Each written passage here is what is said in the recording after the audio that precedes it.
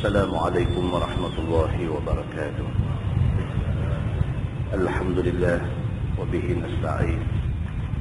أشهد أن لا إله إلا الله وحده لا شريك له، وأشهد أن سيدنا محمدا عبده ورسوله، ونصلي ونسلم على هذا النبي الكريم سيد المرسلين وعلى آله وصحبه أجمعين. أما بعد، أيها المؤمنون اتقوا الله، أوصيكم وإياي بتقوى الله، فقد فاز المتقون. Muslimin dan muslimat, mudah-mudahan dirahmati Allah Subhanahu wa taala. Di dalam sebuah hadis an Abdullah bin Utbah bin Mas'ud radhiyallahu anhu qala sami'tu Umar bin Al-Khattab radhiyallahu anhu yaqul inna nasan kanu yu'khaduna bil wahyi fi ahdi Rasulillah sallallahu alaihi wasallam wa innal wahya qad inqata'a wa innama na'khudhukumul an bima dhahara lana min a'malikum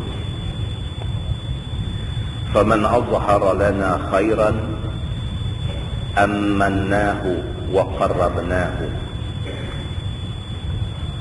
wa laysa lana min sariratihi shay'. Allahu yuhasibuhu fi sariratihi wa man azhara lana su'an lam na'manhu wa lam nusaddiqhu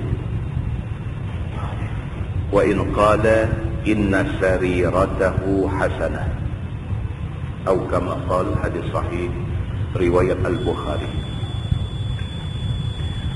daripada Abdullah bin Utbah bin Mas'ud radhiyallahu anhu. Kata dia, aku dengar Umar Al-Khattab radhiyallahu anhu berkata, kata Sayyidina Umar, inna nasan kanu yu'khazuna bil wahyi fi ahdi Rasulillah sallallahu alaihi wasallam. Sayyidina Umar kata, sesungguhnya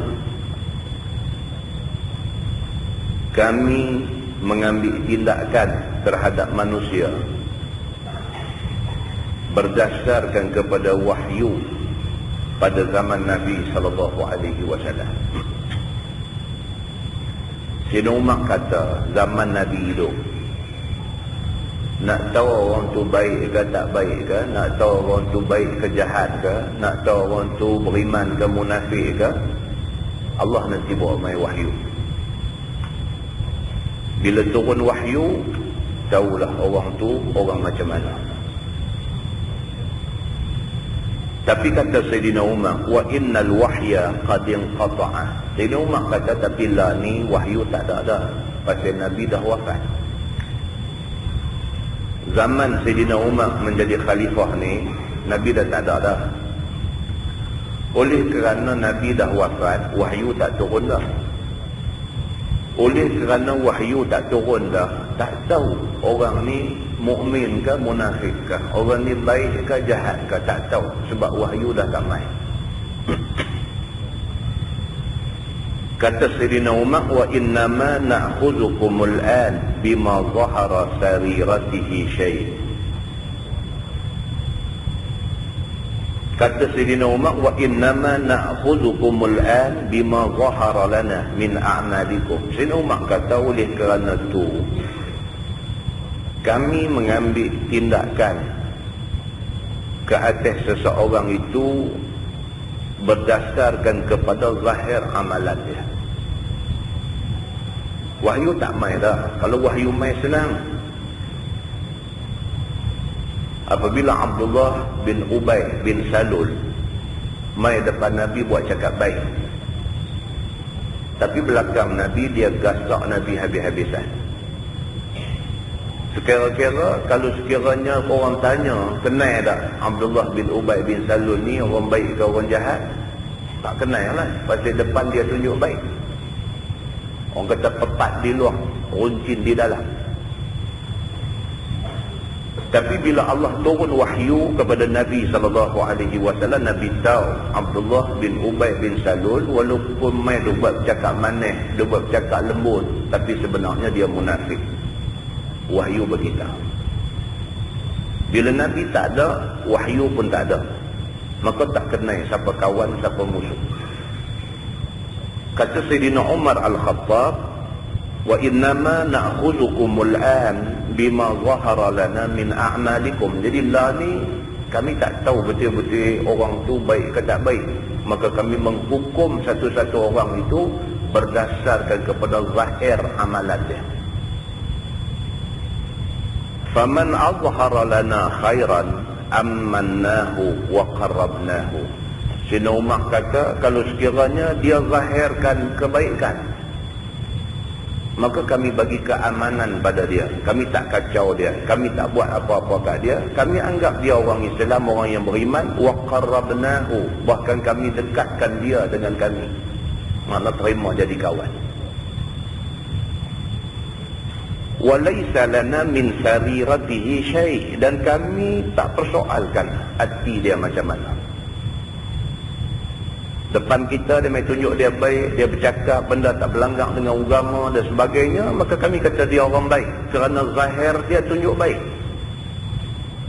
Walaysa lana min sariratihi syai', dan kami tak ada hal nak mempersoalkan tentang hati dia, sebab hati dia kami tak tahu macam mana. Kata Sayyidina Umar macam tu. Allahu yuhasibuhu fi sarirati. Soal hati dia, Allah yang menghisap dia.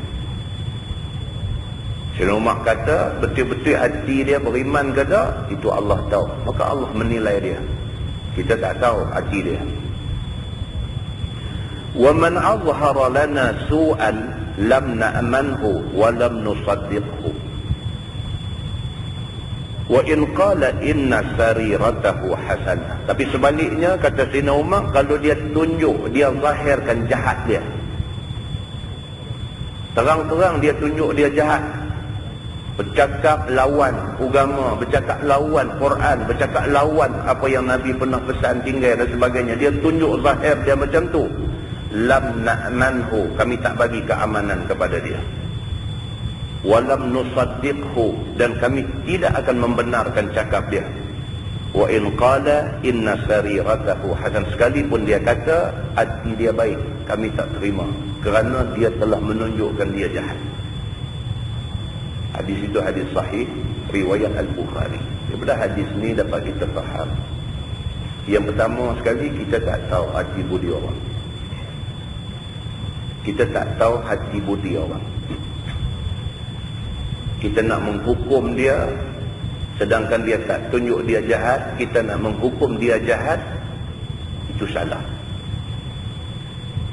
Sehebat Sayyidina Umar Al-Khattab pun tak berani hukum orang yang tak tunjuk jahat. Bermakna kita hari ini lebih-lebih lagi. Siapa kita berbanding dengan Umar Al-Khattab? Tiba-tiba kita nak mendahului dalam nak menghukum orang yang tak tunjuk jahat sebagai orang jahat.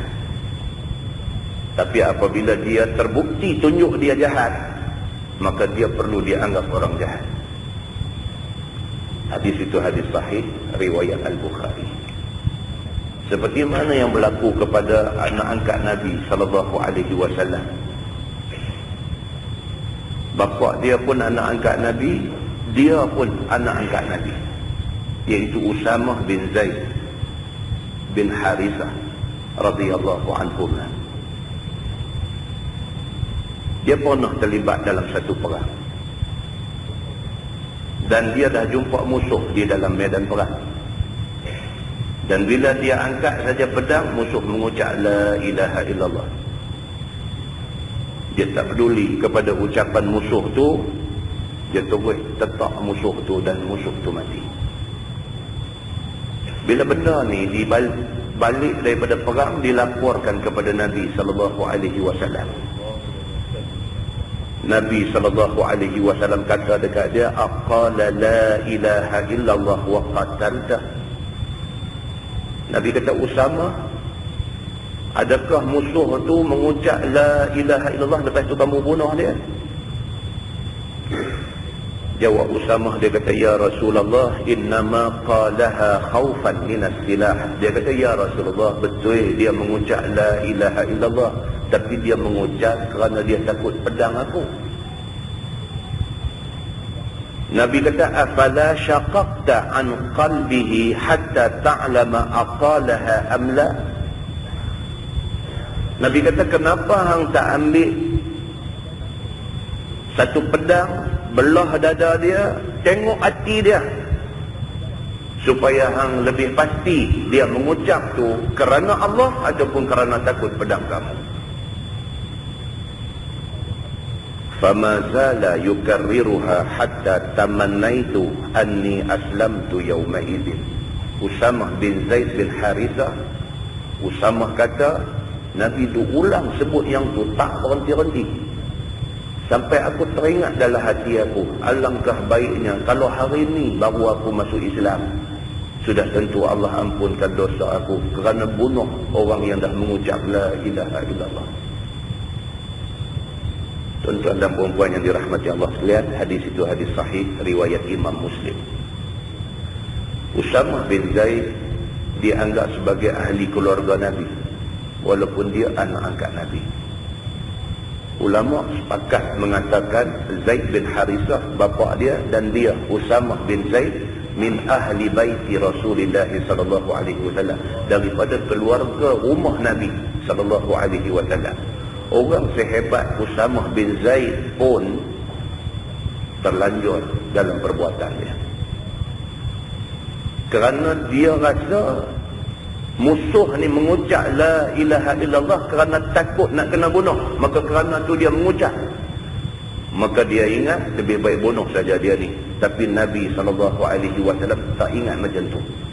Nabi kata orang tu zahir dia mengucap la ilaha illallah, dia sudah Islam, kamu tak boleh bunuh dia. Kamu bunuh juga dan kamu mendakwa kamu bunuh orang yang tak Islam kerana dia mengucap semata-mata kerana takut. Nabi tanya dia, hang tahukah dia mengucap tu kerana takut, bukan kerana nak masuk Islam? Nabi kata, pasal apa hang tak belah dada dia, ambil hati dia tengok, betul ke lagu sangkaan hang tu? Maknanya apa tuan-tuan? Kita tak mudah nak berprasangka dan buruk sangka pada orang. Tak mudah. Kita tidak dilantik oleh Allah Subhanahu wa taala untuk berburuk sangka dengan orang. Kita tidak dilantik untuk menjadi wakil Allah Subhanahu wa taala untuk menghukum orang. Sebaliknya kita disuruh berhati-hati dalam soal ini. Nabi kata, nahnu nahkum bil zawahir wallahu a'lamu bil bawatin. Kita menghukum orang berdasarkan zahir yang kita nampak, tapi Allah Subhanahu wa taala yang mengetahui tentang batin isi hati dia. Maka muslimin dan muslimah yang dirahmati Allah sekalian, jangan mendahului Allah dalam menghukum sesiapa.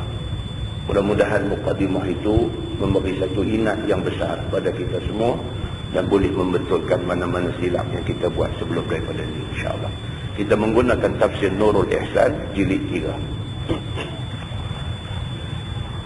Nurul Ihsan jilid 3. Kita masih lagi berada di dalam tafsir surah An-Nam, surah Semut. Muka surat 176. Muka surat 176. Bawah sekali. Ayat yang di bawah sekali itu ayat 20 daripada surah An-Nam. A'udzubillahi minasyaitonir rajim. Wa tafaqqadat tayr. Dan ketiadaan ia akan burung hudhud, yakni burung belatuk, yang tempat air di dalam bumi jauh dan dekat. Maka pagut ia, maka mengorek oleh syaitan kerana berhajat Sulaiman kepada ayam bagi sembahyangnya, maka tiada lihat ia akan dia. Ini kita nak sambung yang kita baca bulan lepas. Bulan lepas kita dah baca cerita bagaimana keistimewaan yang Allah bagi kepada Nabi Allah Sulaiman alaihi salam. Dia boleh berbicara dan boleh berkomunikasi dengan binatang-binatang, dan juga dengan jin, dan juga dengan syaitan, dan juga dengan angin. dan juga dengan semua makhluk Allah Subhanahu wa ta'ala.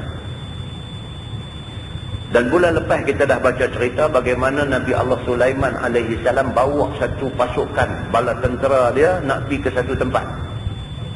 Dalam perjalanan dia dengar bunyi Raja Semut bagi arahan kepada semut supaya pinggir ke tepi kerana Sulaiman nak lalu.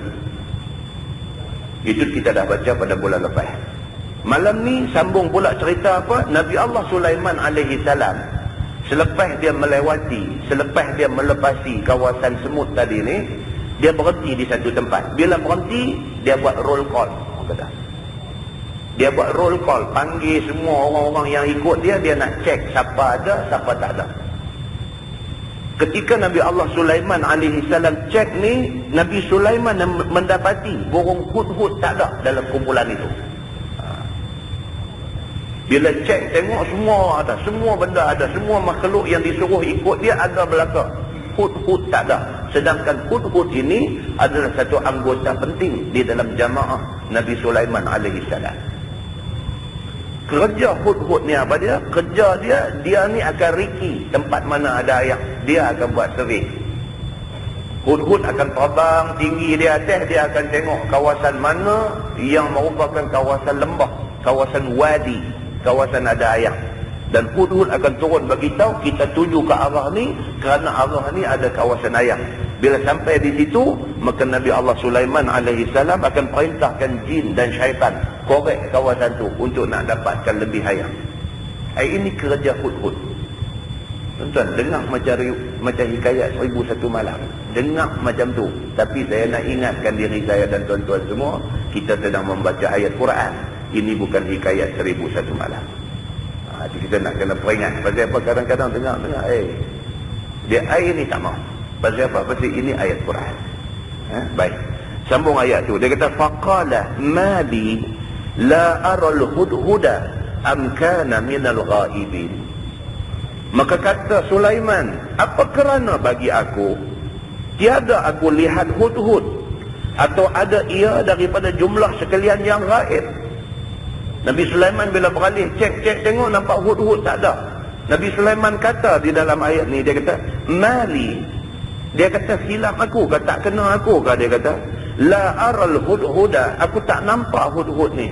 Adakah mata aku ni ada silap tang mana, aku tengok dia tak nampak tapi dia ada, ataupun hudhud ni kana minal ghaibin, dia ni masuk dalam kumpulan hak tuang tak ikut kita. Jadi begitu. Aku punya silap ke aku tak nampak dia, aku tak perasan kata dia ada, ataupun dia memang tak ada sungguh kerana dia masuk dalam kumpulan orang yang ponting, yang tuang tak ikut arahan aku, ikut dalam rombongan ni. Maka tiada aku lihat ia kerana gaibnya.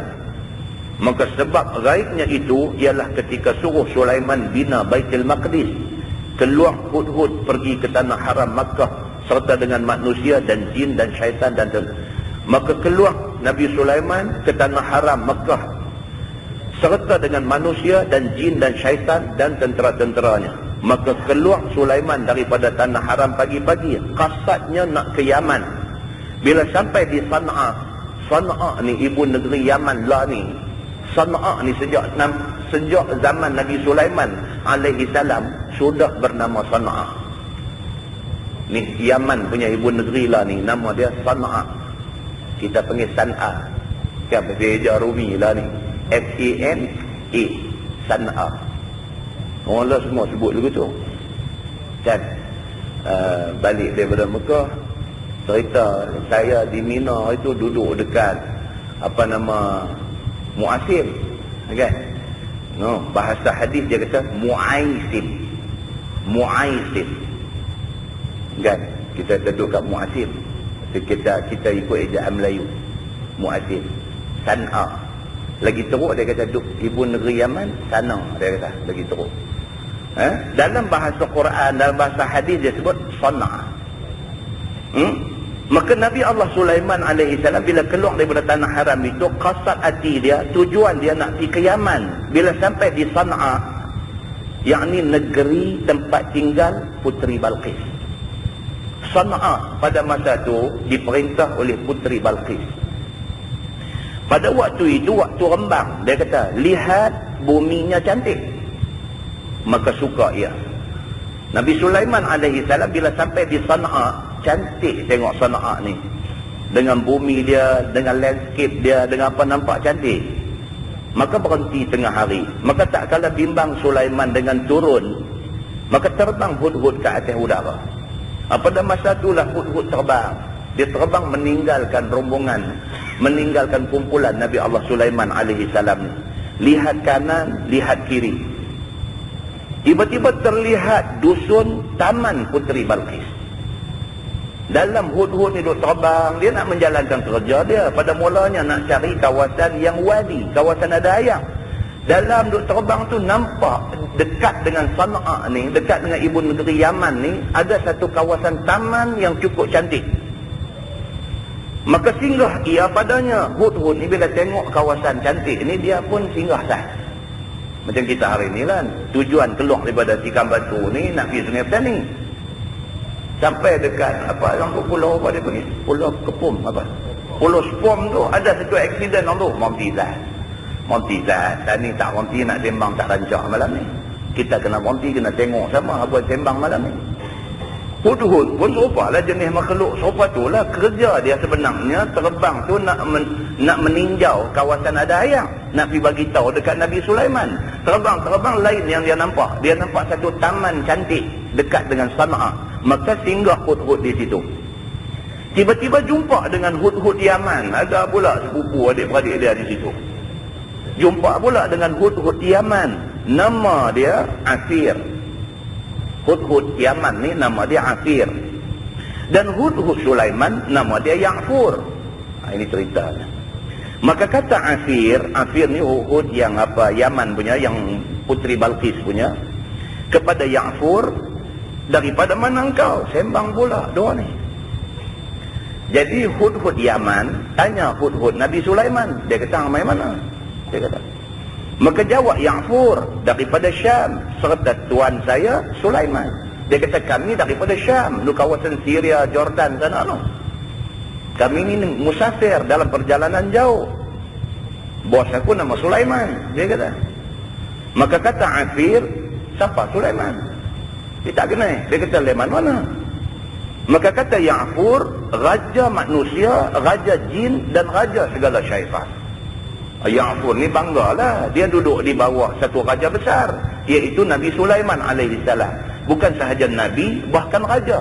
Bukan sahaja Nabi, bukan sahaja raja, bahkan manusia yang diberi 1000 keistimewaan oleh Allah Subhanahu wa taala. Jin, syaitan, burung, binatang, apa-apa semua sekali, hatta kepada angin dengar cakap dia dengan izin Allah Subhanahu wa taala. Maka Ya'fur, hud-hud Nabi Sulaiman ni, dengan bangganya dia bagi tahu, aku kerja dengan Sulaiman. Sulaiman bos aku. Dia bukan bos aku saja, dia bos semua-semua ada ni, dia kata. Kata dia pula, engkau dari mana? Dia tanya pula, apa nama hud-hud Yaman tadi, Afir tadi, hang pula dari mana? Dia kata. Maka kata Afir, aku daripada negeri ni. Dia kata, aku orang kampung ni. Baik-baik sikit, masuk kampung aku. Dia kata. Maka aku daripada negeri ni. Kata hud-hud Nabi Sulaiman, siapa raja kamu? Maka jawab dia, raja aku perempuan, nama dia Balqis. Dia kata, raja aku, bos aku perempuan, nama dia Balqis, dia kata. Dan sungguh pun tuan engkau beraja besar, maka Balqis tidak kurang daripadanya, dia pun tuan dia. Dia kata, abang bos hang nama Sulaiman. Sulaiman ni katanya hebat sangat. Aku nak bagi tahu ke hang, raja aku walaupun dia perempuan tapi dia tak koman. Hang jangan duk ingat Balqis ni koman. Dia kata. Ia, yakni Balqis ini milik Yaman sekaliannya. Ni Yaman ni semua milik Puteri Balqis. Dia kata. Hang dah nampak dah macam mana cantiknya negeri kami. Hang dah nampak macam mana cantiknya Sana'a ni dengan taman dia, dengan landscape dia, dengan apa semua. Ini semua di bawah jajahan takluk bos aku, iaitu Puteri Balqis. Dia kata.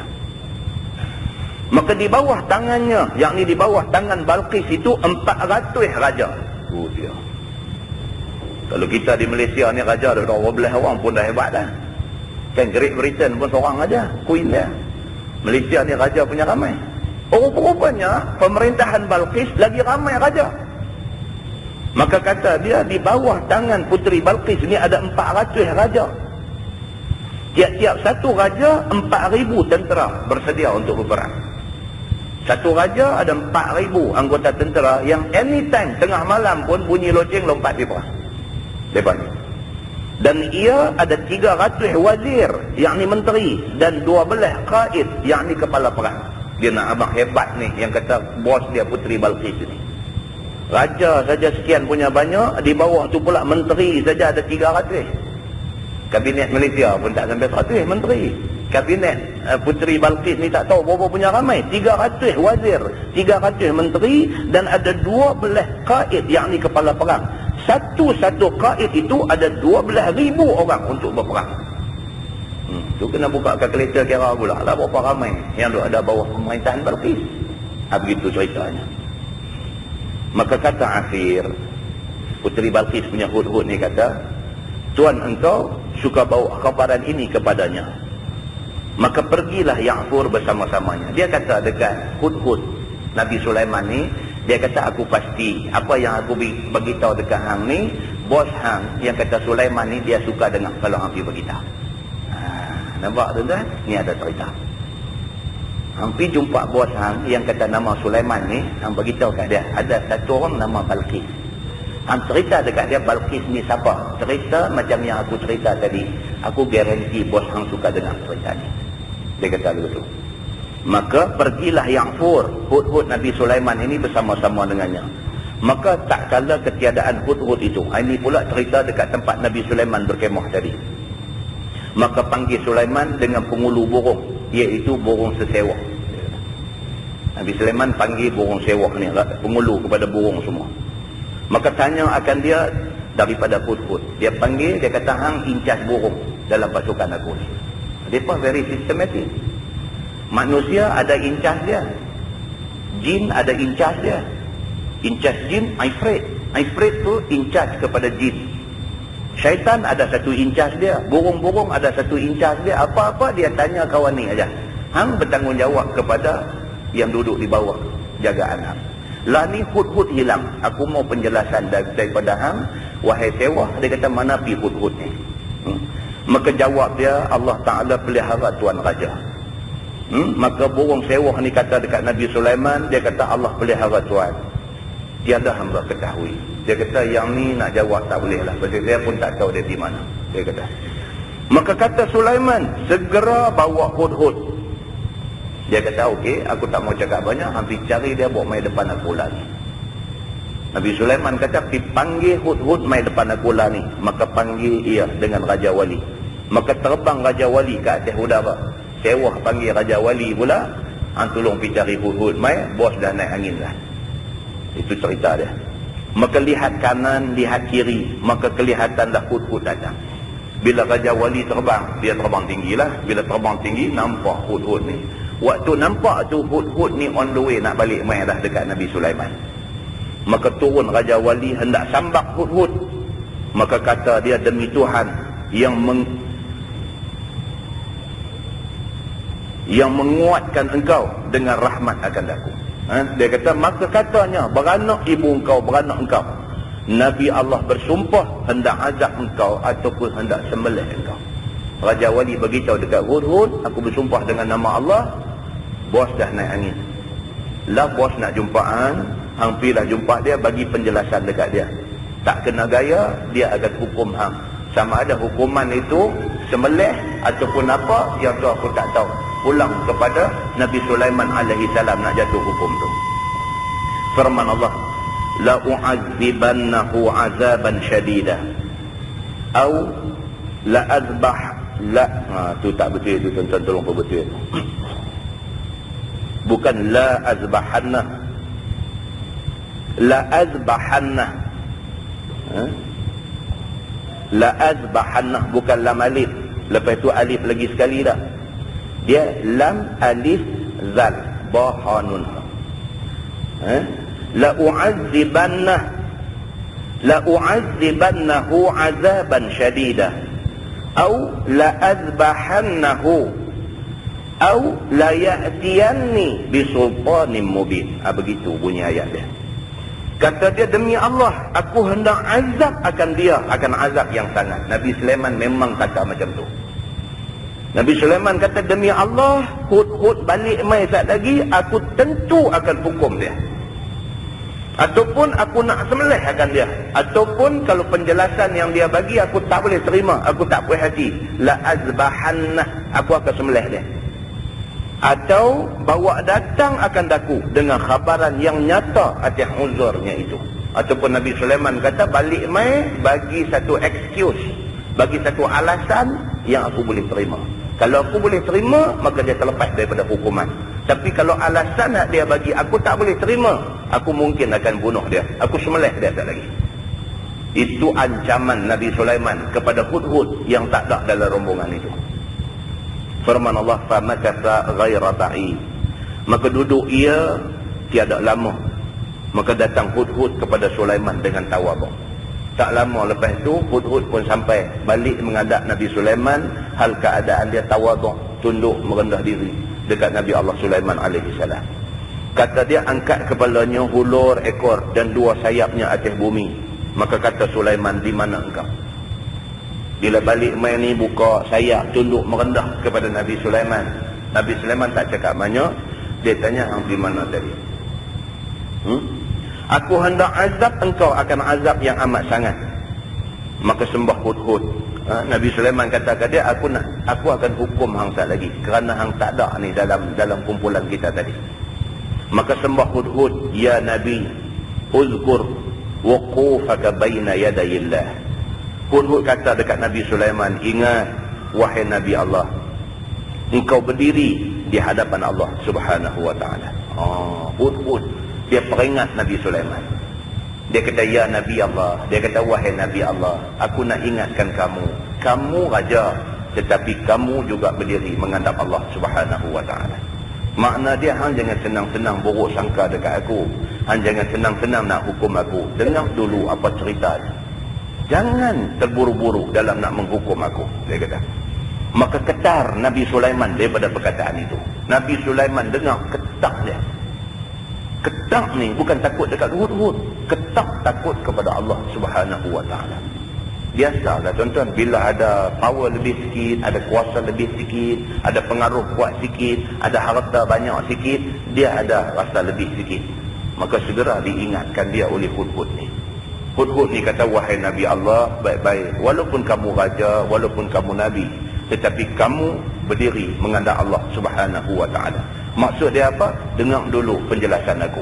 Pasal apa yang aku tak ada tadi, ada sebabnya. Aku akan cerita, dia kata. Dan maaf daripadanya. Nabi Sulaiman bila dengar macam tu, teringat dia dekat Allah, ketak dia.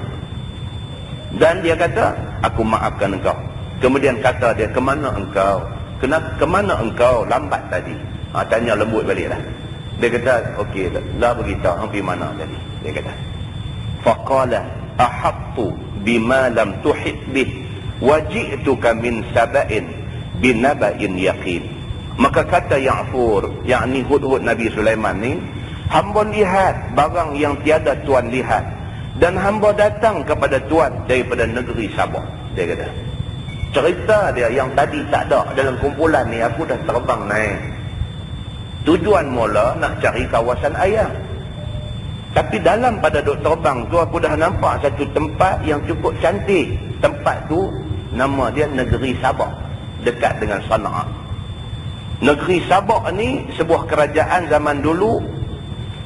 Ibu negeri kepada Sabah itu ialah Ma'rib, ibu negeri dia, dan dia berdekatan dengan ibu negeri Yaman, iaitu Sana'a.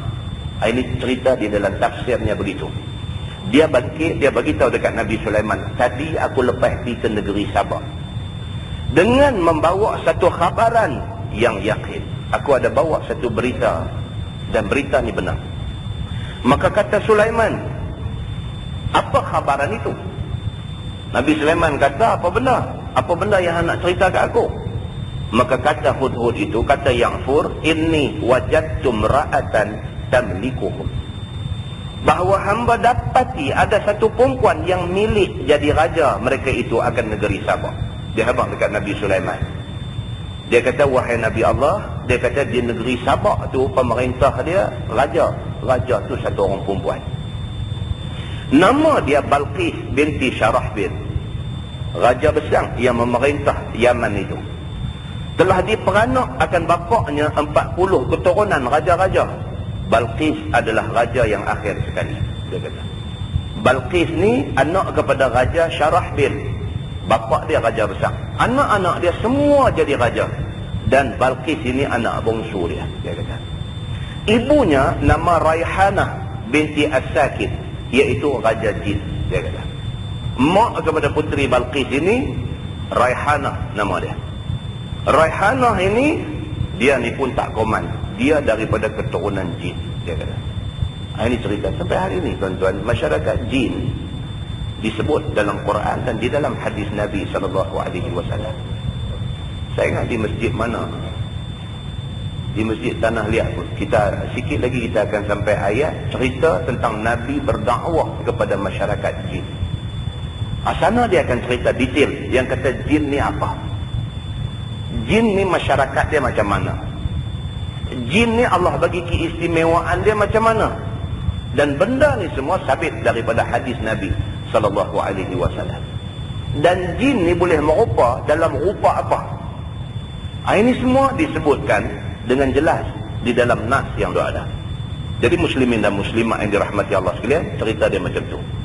Firman Allah, wa utiyat min kulli syai', dan diberi akan Balqis daripada tiap-tiap satu yang berhajat oleh raja-raja dunia daripada alat senjata dan kebesaran. Hudhud bagi penjelasan kepada Nabi Sulaiman, dia kata yang kata Balqis ini keturunan raja-raja. Pak dia raja besar, anak kepada semua pun raja, dan Balqis ini anak bongsu, dia kata. Dan Allah Subhanahu wa taala anugerahkan kepada Balqis ini segala benda yang menjadi hajat kepada raja-raja dunia. Raja dunia dia berhajat apa? Dia berhajat kemewahan. Balqis hidup mewah. Raja di atas dunia dia berhajat apa? Dia berhajat kepada tentera besar. Balqis ada pasukan tentera yang besar. Raja atas dunia dia hajat apa? Dia berhajat dia mempunyai jajahan takluk negeri yang luas. Balqis mempunyai jajahan takluk negeri yang luas. Apa yang menjadi hajat kepada raja-raja dunia diberikan oleh Allah kepada puteri Balqis. Ini laporan Hudhud kepada Nabi Allah Sulaiman alaihi salam. Walaha arsyun azim, dan baginya, yakni bagi Balqis itu arash ataupun katil yang besar. Panjangnya 80 hasta, lebarnya 40 hasta, dan tingginya 30 hasta. Diperbuat daripada emas dan perak, di tanah ditatah dengan permata mutiara dan yakut merah dan zabarjat hijau dan juga zamrud. Dan kakinya daripada yakut merah dan zabarjat yang hijau dan juga zamrud. Ini semua adalah riwayat-riwayat yang tidak sahih, tuan-tuan. Sama dengan tadi kita baca cerita Hudhud Nabi Sulaiman, Hudhud puteri Balqis, apa semua, Ya'fur, apa semua ini bukan sabit daripada nas yang sahih. Cuma dia mai daripada riwayat-riwayat di dalam kitab tafsir. So kalau benda-benda ni tuan-tuan buka dalam kitab hadis Bukhari, dalam kitab hadis Muslim, tak jumpa hadis-hadis ni semua. Itu satu kita kena bagi tahu. Jadi kalau tuan-tuan baca kitab macam-macam ni lah, kitab Nurul Ihsan, kitab jenis-jenis macam ni dia banyaklah unsur-unsur cerita yang macam-macam ni semua. Yang cerita-cerita ni semua sebahagiannya ada sabit daripada hadis yang sahih. Sebahagiannya hanya daripada riwayat-riwayat yang kadang-kadang ada unsur-unsur Israiliyat. Israiliyat di dalam ilmu tafsir ni bukan maksud dia Israel hadut lawan dengan Palestin tu. Israiliyat ni orang putih kata exaggeration. Exaggeration ni unsur membesar-besarkan cerita. Cerita tu satu camca aja, dia cerita sampai jadi satu padang bola. Ini dia panggil unsur Israiliyat. Dan benda ni wujud di dalam tafsir. So kita bila baca, kita kena tahu beza. Hak mana sabit daripada hadis sahih, hak mana dia mai daripada riwayat-riwayat yang Israiliyat. Sebahagian daripada riwayat Israiliyat ini, sebahagian daripadanya bersumberkan hadis yang dhaif. Hadis yang dhaif adalah hadis, tetapi dia tak boleh digunakan untuk berhujah. Jadi tuan-tuan jangan salah faham. Bila dengar hadis dhaif, kata tak boleh pakai dah. Hadis dhaif adalah hadis, cuma dia tak kuat untuk nak buat hujah. Jadi ini unsur-unsur ni ada. di dalam tafsir-tafsir seperti Nurul Ihsan ini. Baik, ni bila dia main cerita, dia nak abang kata Puteri Balqis ini kerajaan dia hebat. Singgah sana dia duduk tu disebut oleh Quran, walaha arsyun azim. Baginya arash yang sangat besar. Arash yang sangat besar tu maksud singgah sana dia duduk tu hebat. Bila kata hebat, dia exaggerate lah. Dia perbesar. Hebat tu macam mana? Panjang berapa puluh hasta, tinggi berapa puluh hasta, lebar berapa puluh hasta, buat daripada batu zabarjat, zamrud, apa-apa semua. Ini unsur-unsur exaggeration. Dia kata. Yang kita boleh dengar benda-benda ni semua. Boleh dengar saja. Baik, dia kata wajadtuha wa qaumaha yasjuduna lisyamsi min dunillah wa zayyana lahumus syaitanu a'malahum fasaddaqum 'anis sabil. Maka aku dapat akan dia, yakni Balqis dan kaumnya itu sujud sekalian bagi matahari daripada lain Allah. Ini di antara isi laporan Hud-Hud kepada Nabi Sulaiman. Ini ayat Quran. Ini bukan exaggeration. Ini ayat Quran. Hud-Hud kata apa? Dia kata, ya Nabi Allah, wahai Nabi Allah, aku nak beritahu. Balqis ni sega memerintah negeri yang cukup cantik dan cukup luas. Cuma masalah dengan Balqis ni, dia sembah matahari. Dia kata. Masalah dengan puteri Balqis ni, dia tidak sembah Allah macam kita sembah.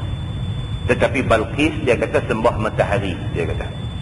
Dan menghiasi bagi mereka itu, yakni bagi puteri Balqis dan kaum dia itu, oleh syaitan untuk sujud pada matahari itu. Hud-Hud bagi tahu dekat Nabi Sulaiman, dia kata Balqis yang dia disembah matahari ni pasal apa? Pasal dia terpedaya dengan syaitan. Syaitan bagi nampak kata sembah matahari ni bagus. Bagi nampak macam tu. Maka dia sembah matahari. Begitu cerita dia. Maka menegah ia, yakni menegah setan akan mereka itu daripada jalan agama yang sebenar. Setanlah yang piduk halang Balqis ni daripada nampak jalan kebenaran. Dia bagi report ni kepada Nabi Allah Sulaiman alaihi salam. Fahum la yahtaduna alla yasjudu lillah. Maka mereka itu tiada dapat hidayah bahawa sujud mereka itu akan Allah semata-mata. Dia kata kesian dekat mereka ni. Mereka tak dapat hidayah, tak dapat petunjuk daripada Allah. Maka kerana itulah mereka sembah matahari dan tidak sembah Allah subhanahu wa ta'ala. Contoh ayat ni ayat sajdah tuan-tuan. Tu yang tadi dia sebut alla yasjudu lillah. Ayat tu ayat sajdah. Kalau kita duk baca Quran sampai tang ayat ni disunatkan sujud sajdah. Disunatkan sujud sajdah begitu. Firman Allah allazi yukhrijul khab'a fis samawati wal ard wa ya'lamu ma tukhfuna wa ma tu'linun. Tuhan yang mengeluarkan akan yang tersembunyi pada dalam langit dan dalam bumi. Iaitu Allah yang mengeluarkan hujan dan tumbuh-tumbuhan. Hud-Hud kata dekat Nabi Sulaiman, dia kata kesian dekat puteri Balqis dengan kaum dia ni. Mereka sembah matahari. Sedangkan mereka sepatutnya sujud kepada Allah. Allah siapa? Allah Tuhan yang mengeluarkan benda yang tersembunyi daripada langit dan daripada bumi. Apa benda yang tersembunyi di dalam langit tu? Apa yang tersembunyi? Ayat hujan. Kita duk tengok, nampak langit, nampak awan begitu aja, tapi kita tak tahu dalam awan tu ada ayat hujan. Allah sembunyikan ayat hujan tu daripada kita sehingga sampai masa dia baru hujan tu terjun. Baru hujan tu turun kat kita. Allah sembunyikan ayat hujan dan Allah mengeluarkan benda yang tersembunyi itu turun daripada awan dan langit. Semacam mana Allah menyembunyikan benda yang ada dalam bumi. Kita tengok bumi ni nampak lagu ni aja. Nampak lagu ada tanah, ada pokok, ada apa. Kita tak tahu lagi apa yang ada dalam perut bumi ni. Allah sembunyi daripada kita. Tuan-tuan, tak mustahil tuan-tuan. Lagi 5 tahun, lagi 10 tahun, tahu-tahu mereka mai beritahu kata kampung masjid Ikan Batu ni ada minyak pula. Mereka kata, Allah, bakal jadi kaya habis orang kampung masjid Ikan Batu. Tak tahu. Pasal apa? Pasal benda tu disembunyikan oleh Allah dalam perut bumi. Satu hari, benda yang Allah sembunyi ni akan diketahui. Di antaranya apa? Kita dah baca hadis akhir zaman. Di antara tanda akhir zaman apa dia? Terbit emas berbongkah-bongkah daripada perut bumi. Kita dah duduk di bumi tu daripada beranak sampai kita mati umur 85, umur 95 mati, duduk di situ tak pergi mana-mana. Kita pun tak tahu. Rupa-rupanya dekat nak kiamat itu, dia cengai keluar mai daripada perut bumi ni, mai berbongkah-bongkah. Benda ni termasuk di dalam benda yang disembunyikan oleh Allah di dalam perut bumi. Maka Allah Subhanahu wa ta'ala Tuhan yang boleh mengeluarkan benda yang tersembunyi, sama ada di langit ataupun di bumi. Dan mengetahui ia, yakni mengetahui Allah barang yang sembunyi mereka itu pada dalam hati mereka itu, dan barang yang nyata mereka itu dengan lidah mereka itu. Sekali dengan Tuhan nak abang apa? Kalau Tuhan tahu apa yang tersembunyi di langit, Tuhan tahu apa yang tersembunyi di bumi, maka Tuhan tu juga dia tahu apa yang kita sembunyi dalam hati kita. Tuhan tahu. Begitu cerita dia. Firman Allah, Allahu la ilaha illa huwa Rabbul Arshil Azim. Bermula Allah Subhanahu wa ta'ala itu Tuhan. Tiada Tuhan melainkan dialah Tuhan Arash yang amat besar daripada langit. Bersalahan dengan Balqis yang disebut tadi walaha arsyun azim, dengan nisbah kepada raja-raja dunia. Jauh farak, yakni jauh beza daripada Arash Allah Subhanahu wa ta'ala. Tadi kita jumpa dalam ayat atas tadi ni, dia kata puteri Balqis itu walaha arsyun azim. Bagi puteri Balqis itu Arash yang besar. Arash itu tak sama dengan Arash Allah Subhanahu wa ta'ala. Arash dalam maksud kata singgah sana. Singgah sana puteri Balqis, kalau dibandingkan dengan singgah sana raja-raja yang ada atas dunia ni, singgah sana dia hebat. Tapi bukan nak banding singgah sana dia dengan Arash Allah Subhanahu wa ta'ala, kerana itu bukan bandingan. Dia kata, dia beritahu yang tu. Dia takut lagi ada orang salah faham. Maka tak kala dengar Sulaiman perkataan Hudhud yang panjang lebar tu. Hudhud bagi penjelasan macam ni. Bila Nabi Allah Sulaiman alaihi salam dengar penjelasan tu, okey. Apa kata dia? Qala sananzuru asadaqta am kunta minal kazibin. Kata Sulaiman kepada Hudhud, aku nak lihat, adakah benar engkau pada khabaran engkau ini, ataupun engkau daripada jumlah orang yang bohong dan dusta. Dia tak terus percaya. Dia kata okey, tak apa, itu cerita hang. Kita akan tengok hang betul ke hang bohong. Dia kata masalah ni mula daripada tadi ni. Aku dapati hang tak ada dalam rombongan aku. Itu masalah mula. Aku dah naik angin, aku dah marah, aku dah kata aku nak ambil tindakan, sama ada mengazab hang ataupun nak sembelih hang. Dan aku dah kerah orang suruh pergi cari hang. Akhirnya hang balik mai menghadap aku. Tapi bila hang balik mai, hang bawa mai satu alasan. Hang minta suruh aku nanti sat dulu, sabang sat dulu, dengar hang punya penjelasan. Okey, aku bagi hang peluang untuk bagi penjelasan. Penjelasan yang hang bagi ni aku dah dengar dah, panjang lebar cerita tentang puteri Balqis, dengan kehebatan Balqis, dengan keturunan Balqis. Semua hang cerita mai dekat aku dah dengar dah semua benda ni. Lah, aku tak mau kata aku percaya, aku tak mau kata aku tak percaya. Aku nak siasat benda ni. Sejauh mana betul apa yang hang cerita ni? Salah di mana? Nabi Sulaiman alaihi salam kata macam tu. Maka kemudian akan mereka itu ayam. Lepas itu kerja jalan juga. Kerja dia awal tadi kita kata apa? Kerja dia cari ayam. Habis dia bagi laporan semua cukup. Okey, dia kata bab tentang kerja aku buat. Ayam aku dah nampak ada di kawasan sekian-sekian. Bawa pergi tempat tu. Maka korek mereka itu akan dia keluar. Maka minum mereka itu. Dan ambil wuduk mereka itu. Dan sembahyang mereka itu. Kerja jalan. Kerja jalan. Dia kata. Kemudian tulis surat oleh Sulaiman. Nabi Sulaiman alaihi salam memulakan edisi siasat. Dia nak siasat ni, Hudhud punya cerita ni betul ke tak betul. Maka dia mulakan edisi siasat. Kemudian tulis surat oleh Sulaiman. Rupa suratnya dia kata min abdillah Sulaiman bin Dawud ila Balqis malikah Sabah. Bismillahirrahmanirrahim. Assalamu ala man ittaba'al huda amma ba'd. Fala ta'lu alayya wa'tuni muslimin. Itu isi kandungan surat dia. Ringkas dia. Tuan-tuan, tulis surat memang kena macam tu.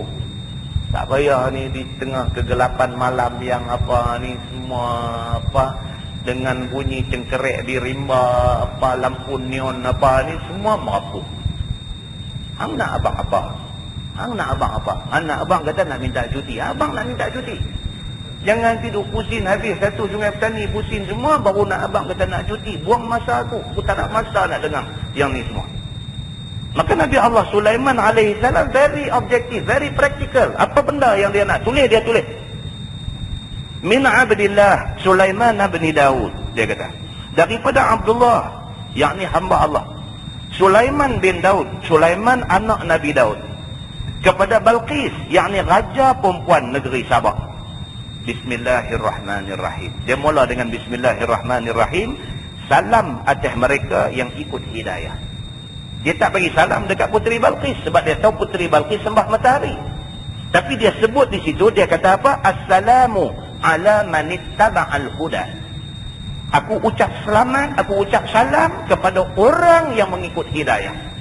Kalau hang tak ikut hidayah, salam ni bukan untuk hang. Itu maksud dia. Maka salam ke atas mereka yang ikut hidayah. Adapun kemudian daripada itu, maka jangan kamu tinggi atas aku. Warning dulu dalam surat tu. Dia tulis dalam surat tu, dia kata apa? Fala ta'lu alayya. Wahai Balqis, aku dah dengar cerita kata hang ni raja besar. Di bawah hang lagi ada berapa raja, tiap-tiap raja ada berapa menteri, tiap-tiap satu menteri ada berapa bala tentera. Report semua dah mai dekat aku. Tapi aku nak bagi dekat hang warning yang pertama. Apa dia? Nabi Allah Sulaiman kata, fala ta'lu alayya. Jangan cuba nak challenge aku. Itu maksud, mudah faham begitu. Fala ta'lu alayya, maka jangan kamu tinggi atas aku, dia kata. Dan datang oleh kamu akan daku, berserah diri sekalian. Dia kata, aku main negeri hang, tapi aku tak akan pergi jumpa hang. Hang main surrender dekat aku, dia kata. Ini Nabi Allah Sulaiman alaihi salam. Kemudian kata ia, yakni kemudian kata Nabi Sulaiman kepada Hudhud, izhab bi kitabi hadha fa'alqih ilaihim summa tawalla anhum fanzur madza yarji'un. Bawa pergi olehmu dengan surat aku ini. Nabi Sulaiman panggil balik Hudhud. Hang yang buat cerita ni, aku bagi kerja ni dekat hang. Ni surat aku dah tulis dekat Puteri Balqis yang hang bagi tahu kata ada dekat sini ni. Tolong Sat bawa surat ni, dia kata, pergi olehmu dengan surat aku ini. Maka lontar akan dia, yakni akan surat ini kepada mereka, yakni kepada Balqis dan kaum dia. Kemudian berpaling engkau daripada mereka itu, berdiri dekat-dekat dan dengar. Dia kata, ambil surat ni bawa, pergi dekat tempat yang hang kata Puteri Balqis tadi ni, hang pergi dekat dia, hang lepas surat ni bagi jatuh dekat dia. Lepas, hang jangan tunggu. Hang pergi ke lain, tapi bukan balik. Pergi ke satu tempat, agak-agak boleh dengar mereka sembang apa bila baca surat aku ni. Ini edisi siasat. Jadi kalau cakap pergi lepas surat, dia tak panggil edisi siasat. Itu dia panggil pos Malaysia, pergi hantar surat balik.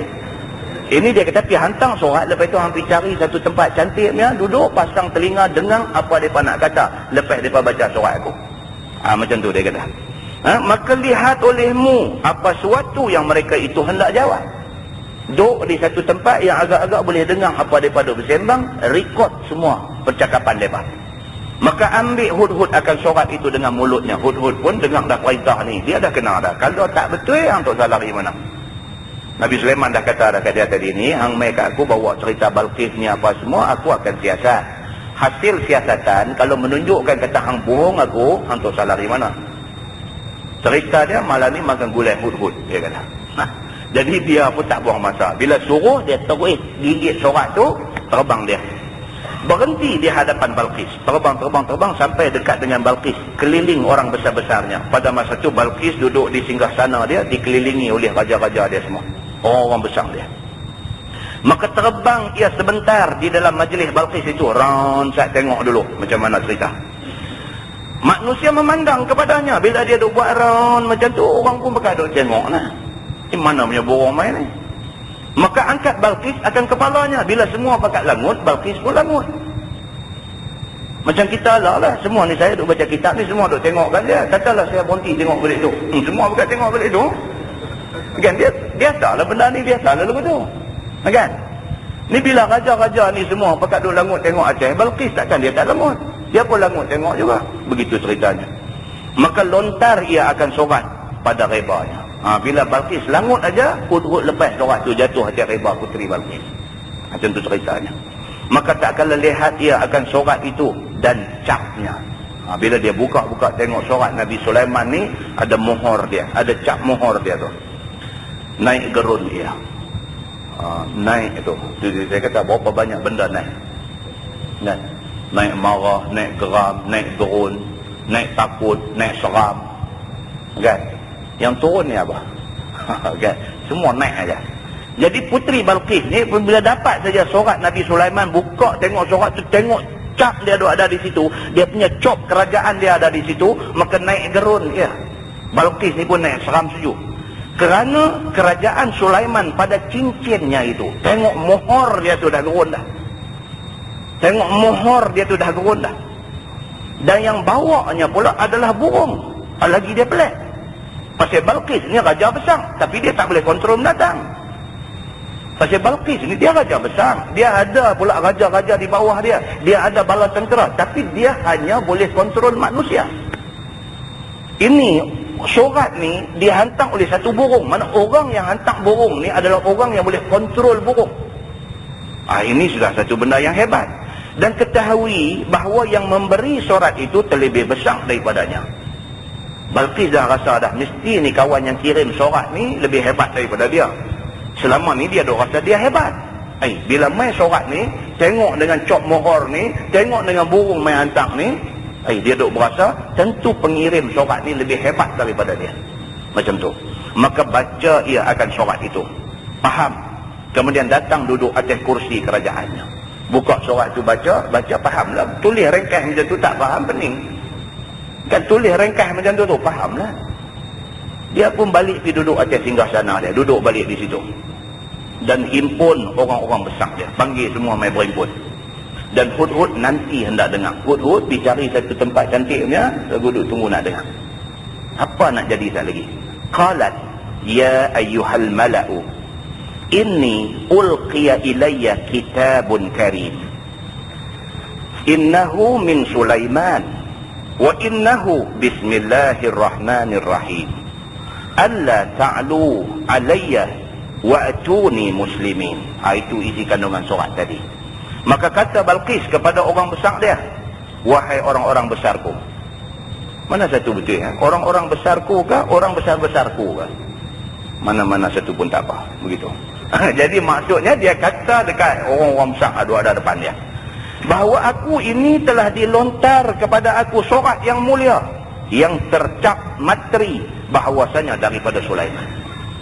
Dia kata ni, aku ada baru terima satu surat yang dilontar tadi, hamba semua pun tengok.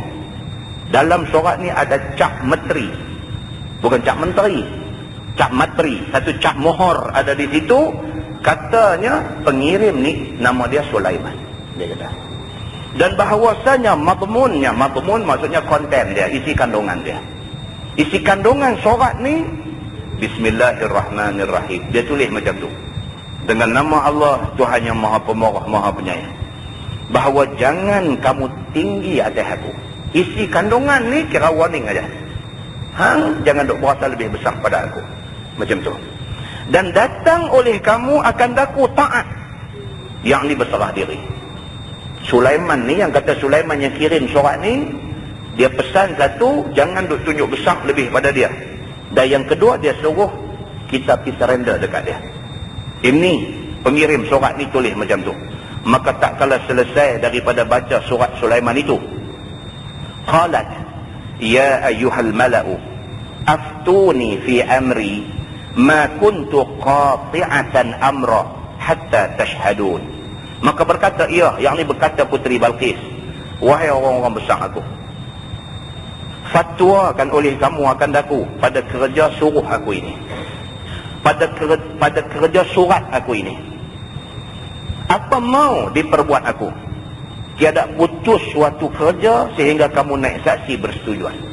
Balqis kata apa? Dia kata, wahai menteri-menteri, wahai, dia kata orang-orang besar semua, tolong saya bagi idea nak buat macam mana. Aku dah terima surat yang isi kandungan dia macam ni. Satu, dia bagi amaran jangan duk berasa lebih besar daripada dia. Yang kedua, dia suruh kita surrender dekat dia. Aku pun tak tahu ni nak buat macam mana, aku pun tak kenal yang hantar surat ni siapa dia. Kata Puteri Balqis, tolong Sat, dia kata, bagi pendapat macam mana, hampa pun bukan tak kenal aku selama ni, dia kata. tiada putus suatu kerja sehingga kamu naik saksi setuju. Aku selama ni pun aku tidak pernah buat satu keputusan melainkan dengan persetujuan hampa semua. Hampa kata apa, aku nak dengar. Lepas tu kita buat satu keputusan, semua orang setuju, keputusan tu kita jalan. Puteri Balqis ni dia mengamalkan musyawarah. Dia mengamalkan dasar permesyuaratan. Kita bincang sama-sama apa tindakan kita nak buat ni dengan surat Sulaiman hantar ni. Dia kata, qalu nahnu ulu quwwah wa ulu ba'sin syadidin wal amru ilaiki fanzuri madza ta'murin. Kata mereka itu, yakni orang-orang besar ni, bermula kami mempunyai kekuatan dan kami mempunyai kekuatan perang. Raja-raja, menteri-menteri ada keliling Puteri Balqis ni, semua mereka kata, nombor satu, kami nak beritahu kami kuat dan kami mempunyai tentera yang kuat. Maksud dia apa? Kalau sekiranya tuanku rasa kita serang Sulaiman ni, jom, yang ni tak ada masalah bagi kami. Dia kata, pasal kami ni mempunyai kekuatan dan mempunyai kekuatan perang. Kami sanggup kalau disuruh berperang. Tetapi kerajaan itu kepada engkau. Tapi menteri-menteri ni kata, soalnya lah ni, keputusan ni tuanku kena buat. Tuanku kata jom, jom. Tuanku kata perang, perang. Kami serah benda ni dekat tuanku, keputusan tuanku buat. Cuma kami nak bagi tahu, kalau ditakdirkan nak berlaku perang, kami bila-bila masa available, kami bersedia untuk pergi perang. Ini jawab menteri-menteri Puteri Balqis. Maka runding olehmu apa suatu yang engkau hendak suruh kami perbuat. Menteri-menteri ini, raja-raja yang ada keliling, dia kata, tuanku fikir, tengoklah apa yang patut. Tuanku kata apa, itu kami buat. Tuanku yang buat keputusan. Dia berkata, kami junjung semuanya. Maka tak kala dengar Balqis perkataan orang besarnya isyarat kepada perang. Puteri Balqis bila dengar jawapan macam tu, dia nampak dah, mereka ni sanggup untuk nak pergi berperang. Maka kata ia suka kepada suluh. Maka Puteri Balqis kata apa? Dia kata, aku tak suka perang, tapi aku suka suluh. Suluh ni maksudnya perdamaian. Aku tak suka perang, Balqis kata. Aku tahu hampa semua anytime sanggup pergi perang, tapi aku tak suka perang. Aku suka kita buat table talk, dia kata. Bahasa orang lah ni. Table talk, dia duduk di meja sembang elok-elok. Apa masalah? Aku tak mau gaduh-gaduh hidup perang, aku tak mau, kata Puteri Balqis. Qalat innal muluk idza dakhalu qaryatan afsaduha wa ja'alu a'izzata ahliha azillah wa kadzalika yaf'alun. Maka kata Puteri Balqis bahwasanya raja-raja apabila masuk mereka itu satu negeri, nescaya berbuat fasid, yakni berbuat kerosakan mereka itu akan dia, yakni dengan runtuh setengah tempat, dan jadikan mereka itu akan orang besar-besar, ahli negeri itu jadi hina.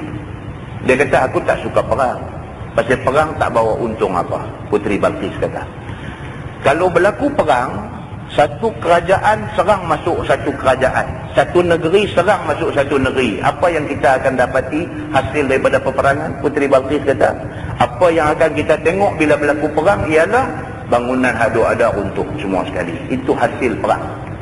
Betul tak saya tuan? Apa yang Puteri Balqis kata? Betul ya? Kita tengok Iraq ni, kita baca anak kita mengaji di sekolah, belajar sejarah Islam, cerita tentang macam mana hebat kerajaan Bani Abbasiyah yang berpusat di Baghdad dulu. Bagaimana seni bina architecture yang ada di Baghdad, yang ada di Iraq. Apa kesan sejarah yang ada di sana. Berapa banyak kubur para sahabat Nabi yang ada di sana. Berapa banyak kubur Nabi-Nabi yang ada di sana. Berapa banyak benda-benda yang historical, benda-benda sejarah yang ada di sana. Tapi hari ini semua hilang, semata-mata kerana perang.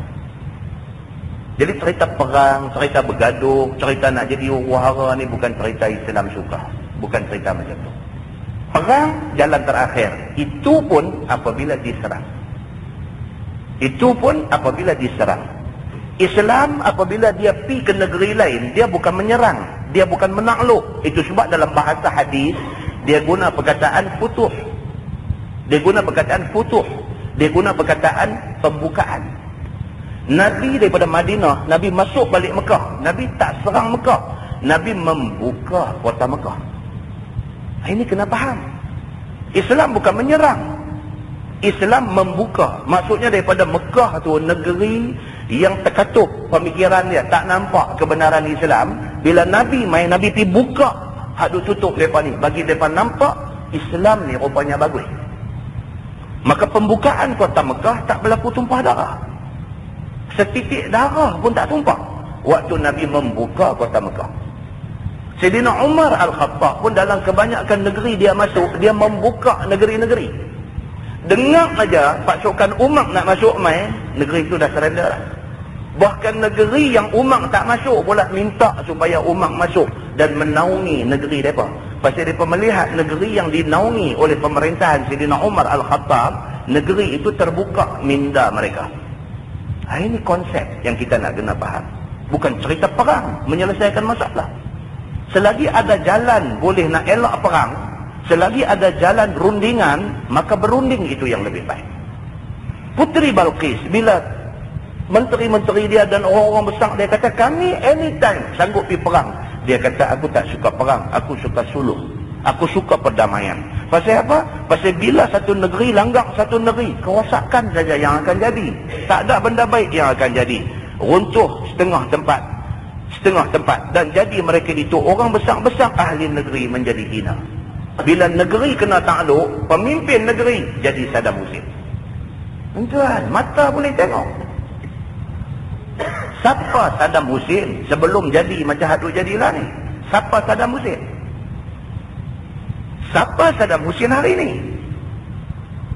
Kalau satu masa dulu, budak-budak muda di Malaysia bangga cap gambar Saddam Hussein di t-shirt dia. Lah ni t-shirt tu dia tak mau pakai lah. Pasal apa? Pasal Amerika randuk masuk. Dia randuk masuk aja dalam Iraq. Saddam Hussein yang hebat tu pergi menyorok dalam lubang. Hina dah masa tu pun. Bila kena tangkap, maka berganda-ganda hina dia. Tonton tengok, ini yang Puteri Balqis beritahu. Puteri Balqis kata, tak mau. Cerita-cerita perang ni aku tak mau. Dia kata. Dan seperti demikian itu, mereka itu perbuat. Dia kata cerita kena langgar negeri ini, memang inilah yang akan jadi. Kerosakan dan kehinaan akan jadi. Tuan-tuan tahu, gambar diedarkan dalam internet lah ni. Kalau tuan-tuan tengok, gambar perempuan-perempuan Islam di Iraq ni kena rogol dengan tentera Amerika di padang pasir dalam pekan di khalayak ramai. Kain kelumbung labuh tu ada di atas kepala, dengan jubah ni dia selak jubah, dia rogol. Gambar disebarkan pula satu dunia, dengan bangganya dia nak tunjuk dia menghina orang Islam begitu sekali. Tuan-tuan tengok, inilah buruknya apabila jadi huru hara perang dan sebagainya. Inilah buruk dia. Maka benda ni tak menyelesaikan masalah. Tak menyelesaikan masalah. Dia kata, supaya melulus kehendak mereka itu dan kehendak raja mereka itu. Bila satu negeri serang satu negeri, tentera hak turun ni, dia ikut kehendak raja dia. Dia ikut kehendak bos dia. Bos dia mau macam mana, dia akan buat macam tu. Apa yang tentera Marine Amerika buat di Iraq itu kehendak presiden dia. Itu kehendak presiden dia. Bila benda ni jadi isu, dunia semua pakat fokus, tengok dia himpun tentera Islam Iraq, telanjangkan mereka ni, timbun-timbun mereka bagi jadi lagu tu, buat benda-benda kocok, keji dan menghina orang-orang Islam. Bila dia pergi buat macam tu, okey, dah satu dunia pakat bising kata, okey, kita bicarakan tentera kita yang buat benda ni. Lepas bicara, apa jadi kat tentera tu, siapa tahu?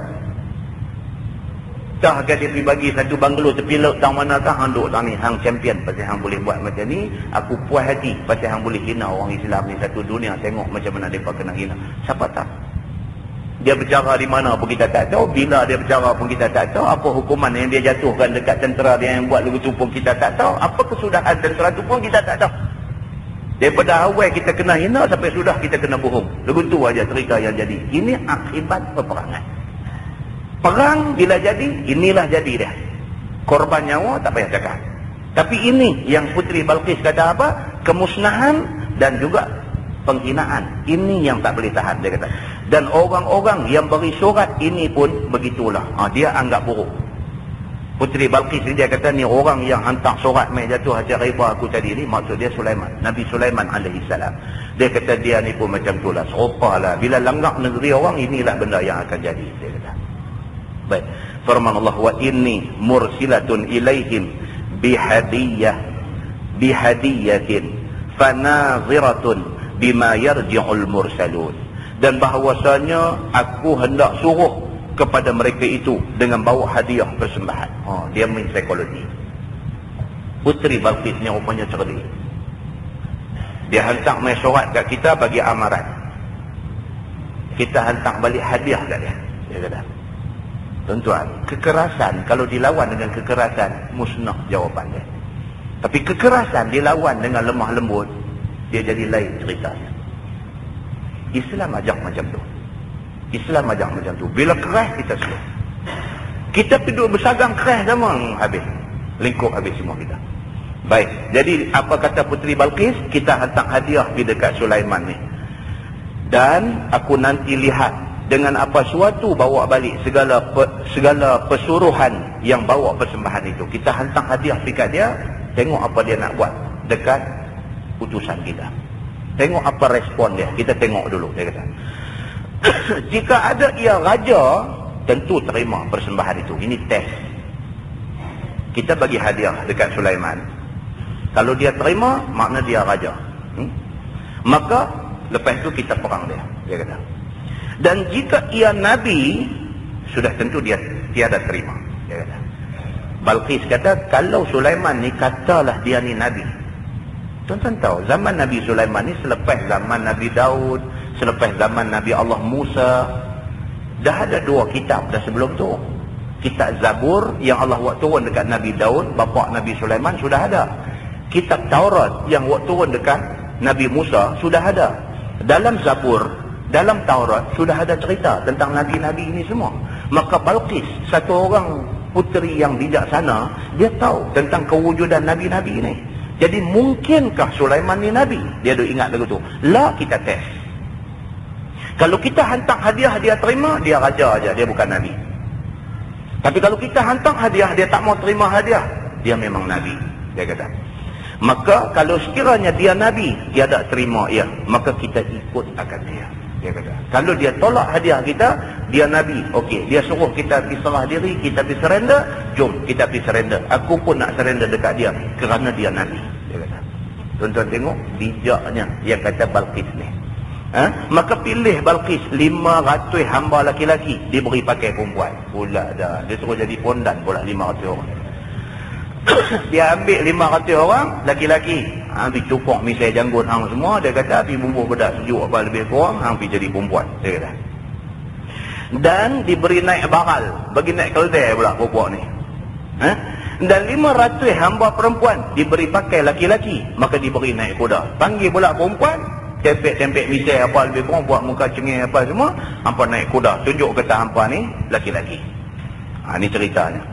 Dan 500 ketui bata meh dan anbar, yakni kasturi, gaharu wangi, dan satu kotak kecil ditaruh di dalam kotak itu permata yang tak ada lubang. Ini beberapa benda yang dia jadikan instrumen, alat untuk nak test Nabi Sulaiman. Laki-laki bagi pakai perempuan, perempuan bagi pakai laki-laki. Kirim pula lagi meh berbongkah-bongkah, kirim pula lagi anbar, kasturi wangi apa. Masa tu hebatlah anbar ni, kasturi wangi ni, kirim pik, dia kata. Kemudian dalam satu kotak kecil, dalam tu bubuh satu batu permata tak ada lubang, dia kata. Dan hirzah, yakni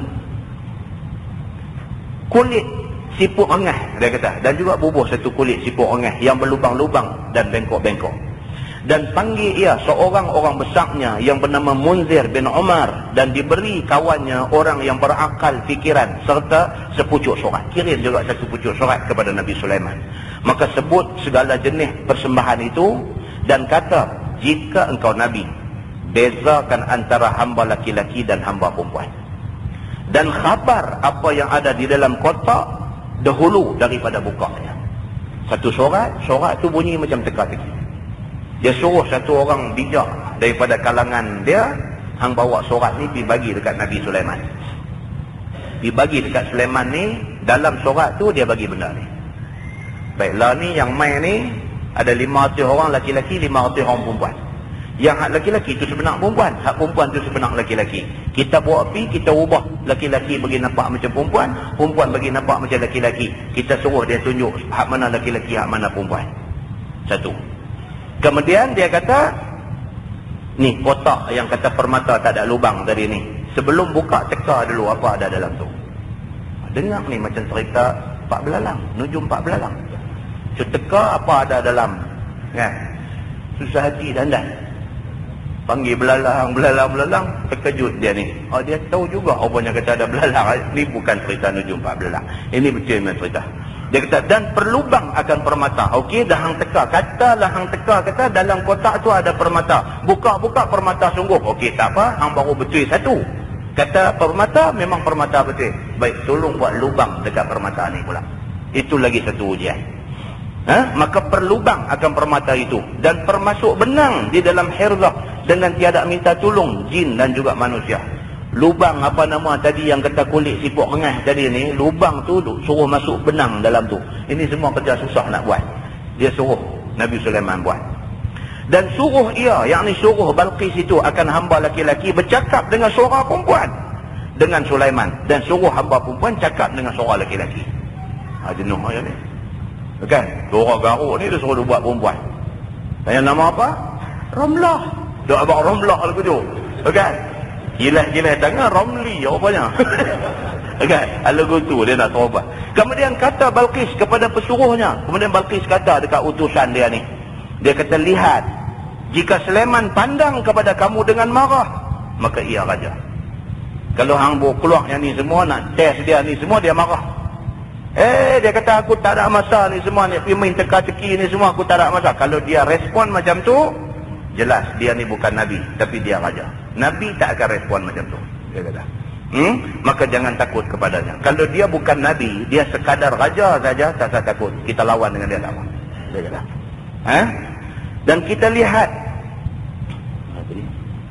kemudian kata Balqis kepada pesuruhnya, kamu lihat, jika Sulaiman pandang kepada kamu dengan marah, maka ia raja. Jangan takut kepada dia.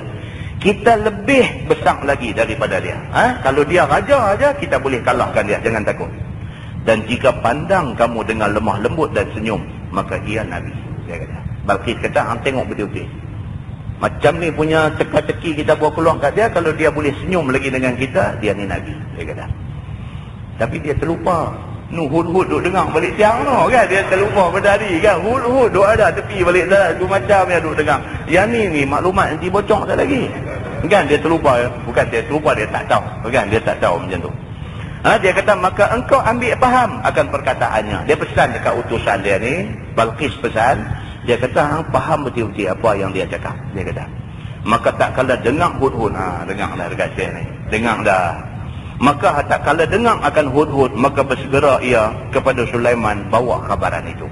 Dia nampak okey, dah habis sembang dah, semua rahsia ambil simpan lapuk, terbang balik.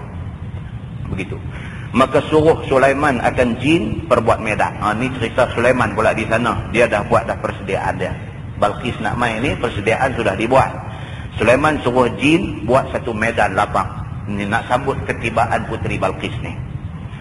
Dan hampak dengan bata mai perak tu, laluan Balqis nak daripada pintu masuk dia nak mai menghadap tu, bubuh bata daripada mai dan perak. Dan tinggal berlubang di tengah tempat sebanyak bata persembahan itu. Di kawasan tengah medan tu biang lubang, jangan bubuh bata mai, bata perak jangan bubuh, biang lubang jadi macam kolam macam tu. Dan disuruh jin bawa menatang-menatang laut yang ajaib-ajaib, ikat di kanan kiri medan itu. Jin pula dia arahkan pergi ambil menatang hak ada dalam laut, hak pelik-pelik punya menatang orang tak pernah tengok, mai bubuh dalam kolam tengah tu. Mai bubuh dalam tu semua. Dan disuruh hadir anak-anak jin berdiri di kanan kiri medan tu. Kerah habis puak-puak ni semua pakat mai berdiri di kiri kanan. Kalau zaman lah ni kira bunga mangga lah kira. Mai duduk tunggu keliling nak sambut ni. Dan duduk Sulaiman di atas kursinya. Dan diatur kursi di kelilingnya. Maka tak kala sampai pesuruh Balqis dengan bawa persembahan itu. Maka lihat menatang-menatang kanan kiri medan yang tiada pernah lihat itu. Dan kepada segala syaitan jin terkenjang masing-masing atas bata mah itu. Bila sampai tengok dengan menatang laut peliknya duk ada di tengah, dengan jin apa duk ada keliling, puak ni dah naik seria dah. Dan lalu mereka itu atas tentera manusia dan jin dan binatang dan burung bersaf-saf di tepi medan sehingga sampai kepada Sulaiman. Daripada laluan nak pergi jumpa Sulaiman tu, kiri kanan ni benda pelik tak pernah tengok, semua duk ada. Tujuan dia apa tuan-tuan? Nak tunjuk hebat dia tu. Nak tunjuk Sulaiman, nak tunjuk dia punya hebat tu. Maka beradab ia, yang ni beradab Sulaiman atas mereka itu dengan muka yang manis. Nabi Sulaiman sambut depa muka manis. Hud-hud abang lah, kan? Maka sambut dengan muka manis. Kalau hud-hud tak abang pun, kan? Dia sebagai Nabi ni lainlah, tak macam orang biasa. Baik. Maka sambut ia dengan keelokannya. Sambut ni cukup tertib. Orang tu mai dia bangkit pi salam, tunjuk baik. Dan tiada khabar akan hal mereka itu dan raja mereka itu. Maka mereka ni rombongan ni mai pun tak sebut pasal Balqis, pasal apa. Dan sambut ia. Maka dikeluarkan surat Balqis persembah kepadanya. Mereka pun terus ambil surat Puteri Balqis bagi dekat Sulaiman. Maka dibaca ia. Dan kata, mana sifat kotak? Maka dibawa kepadanya. Dia baca surat tu. Surat tu suruh cekak apa benda ada dalam kotak. Dia kata, mana kotak tu awak mai? Dia kata. Dan datang Jibril khabar di dalamnya permata tiada berlubang. Bila buat keluar mai kotak tu, Jibril pula lagi selapih lagi mai. Tadi hud-hud habang dah. Jibril pula mai habang lagi sekali. Jibril kata, dalam tu permata. Permata tak ada lubang. Tekak permata tu pun dah betul lah. Sekali habang kata tak ada lubang. Kira champion lah. Macam tu. Maka kata pesuruh Balqis tadi, benar. Dia kata, betul. Pucat dah muka. Dia ni betul ni. Maka permasuk benang perbuat lubang. Dia pun ambil benang. Dia nak buat lubang pada permata tu. Maka datang anai-anai perbuat lubang. Mai dah. Yang kata mukjizat Nabi Sulaiman ni mula dah. Anai-anai boleh duduk tebuk lubang dekat permata ni. Kan? Tuan-tuan jangan pandang Allah dekat anai-anai. Jangan duduk. Jangan. Bangunan batu boleh buat pasal. Saya duduk di Nembung Tebai dulu. Taman kami dulu. Tu ada satu surau. Surau 2 tingkat. Bawah batu, atas kayu. Bawah kita buat taski. Atas kita buat tempat semayang. Aneh-aneh duduk makan kat dalam dinding tu. Kita tak tahu. Cat apa semua di dalam, di luar. Bangunan semua elok. Rupanya dalam kosong. Satu malam lepas maghrib, saya baca kitab Riyadhus Salihin ni. Sahabat orang duk kerja pejabat daerah Nembung Tebai. Dia sadar nak turun bawah tu rupanya dinding tu kosong. Kawan sandang kan. Sandang lagu mana kita tak tahu lah, terah ke apa tak tahu lah kan. Sandang kan nak pergi terus. Kan nanti baiklah dengan izin Allah Subhanahu Wa Taala, jatuh badan ni lagu tokong gitu ya, bangkit gabui lagu tu aja. Tengok dia bangkit, okey. Kawan seorang pula pergi buat melawat, dia tahu buat tangan lagu tu, tengok buat tangan tu. Dia pun buat dia kata okey. Yang pasal apa? Saya suruh boleh main, dia kata tak apa. Yang kawan-kawan ni, yang kata kawan-kawan ni, kawan tu jatuh daripada atas turun bawah, terkejut duk pucat tak habis lagi dia tidur. Hang buat lagu ni, hang buat. Dia pun ingat. Dia kata tak apa. Tak apa-apa, yang ni boleh duk main elok, dia kata tak apa. Tuan-tuan, ini cerita aneh-aneh tuan-tuan. Dia boleh buat kerja sengak-sengak macam tu, dia boleh jadi cerita.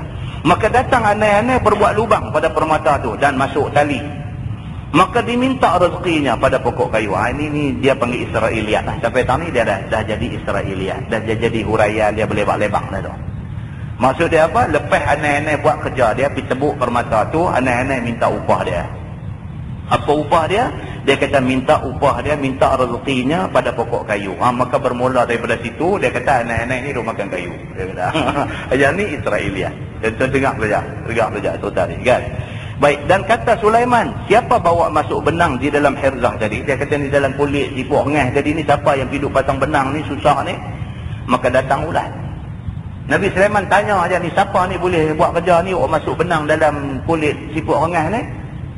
Mai ulat ni. Dia kata saya boleh. Dia kata. Maka bawa masuk dia. Maka diminta rezekinya. Yang ni rezeki ulat itu pada buah kayu. Dia kata. Yang dibaca tu dah. Dia kata kemudian beza ia di antara hamba laki-laki dan hamba perempuan. Yang ni Nabi Sulaiman punya kerja. Yang dua ada ni 1000 orang, 500 nampak lagu laki-laki, 500 nampak macam perempuan. Tapi mana betul-betul laki-laki, mana betul-betul perempuan.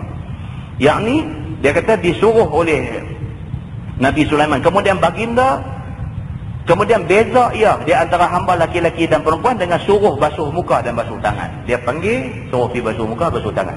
Dia kata. Macam cerita apa tu, nak tahu mana hujung kayu, mana pangkai kayu. Dia pergi lepas dalam air, balik mana rendam masuk dalam air, yang tu dia kata pangkai. Perlu dia lepas ke bawah, naik di atas tu hujung. Mana itik jantan, mana itik betina pula. Ambil satu apa ni, lepas pergi dua-dua ekor dalam kolam. Hak mana dua hambat tu, lagu tu lebih kurang dia nak jadi. Ya kan? Baik, jadi hak ni dia cerita lain. Bila nak kenal laki-laki perempuan, maka disuruh basuh muka dengan basuh tangan. Maka hamba perempuan apabila ambil air dengan sebelah tangan, maka hamba perempuan ambil air dengan sebelah tangan basuh muka. Dia kata orang perempuan, betul ke orang perempuan bila basuh muka sebelah tangan? Itu kena tanya orang perempuan. Itu pun nak tengok bini kita bila basuh muka dia. Kita ni bila basuh muka kita dua tangan. Dia kata orang perempuan ni dia suka basuh sebelah tangan. Dia kata tak tahu macam mana. Dia kata orang perempuan ni dia kata ambil air basuh muka dengan sebelah tangan. Pakai laki-laki. Tapi bila ambil air sapu sebelah tangan lagi tu. Nabi Sulaiman kata nakai hamba ni. Dia kata dah tahu dah. Dan tuang atas perut lengan. Orang perempuan bila main ambil tang basuh tangan tu, dia tuang atas perut lengan. Dia tuang balik sini, dia kata. Dan yang laki-laki ambil air dengan dua tangan dan sapu air ke muka. Tu orang laki-laki, dia kata. Tak ada kita tengok di kolah tu. Siapa basuh pakai sebelah tangan, mau duk parti dia. Air tu dia lebih takut lagi. Dia kata dan buang atas belakang tangannya. Dan tuang atas belakang tangannya. Orang laki-laki bila basuh tangan dia basuh kot tu. Kot atas belakang, dia tak basuh kot ni, dia kata. Dia basuh kot tu. Kot tu. Katanya lagu tu. Itu percaman yang Nabi Sulaiman alaihi salam ambil cam ni, dia kata. Maka dibezakan hamba-hamba itu dengan demikian itu. Dan tiada terima ia akan hadiah. Betul lah, dia cakap hak ni dia kata hak pakai laki-laki ni betul-betul perempuan. Ni hak pakai perempuan ni betul-betul laki-laki. Confirm. Betul. Jadi utusan Puteri Balqis ni bila tengok tu dia kata betul. Baik, lepas tu dia okey, dia kata tak apalah, dah betul semua, ini hadiah daripada raja kami kepada tuan, bagi hadiah. Bila bagi dia kata aku tak mau hadiah ni. Sorry, dia kata aku tak terima hadiah hamba. Apa dia Tuhan sebut pada dalam Quran? Falamma jaa Sulaiman, maka tak kala datang pesuruh Balqis akan Sulaiman, qala atumiddunani bimal, maka kata ia, yakni kata wakil Puteri Balqis ni, adakah tuan perbuat, adakah kamu perbanyak akan aku dengan harta dunia? Bukan. Maka kata Nabi Sulaiman, adakah kamu perbanyak akan aku dengan harta dunia?